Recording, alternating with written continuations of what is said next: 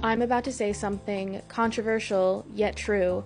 I know I'm going to get hate for this, but it has to be said. Recently, I have noticed that Brandon Sanderson for men has become what Colleen Hoover was for women 3 years ago. And before you start typing your little comments, I'm not saying that they're similar authors in the sense of like what they write and how good it is, but the way that they have evolved in popularity and the way that people talk about them, I find to be very similar. Like a couple of years ago, if I was talking to a woman who was a non-bookish person and she found out that I like books, she would always say something like, "Oh, I just got back into reading. Have you ever read Colleen Hoover? I'm obsessed with her." Like, I can't even count how many of those conversations I have. And nowadays, if I'm talking to a man, rare, but if I'm in the vicinity of a man and I mention I like books, they'll say something like, "Oh, I just got back into reading. Have you read The Way of Kings?" Again, don't shoot the messenger. I'm just telling it like I'm seeing it. But I think if someone were to study how these two authors have impacted culture, I think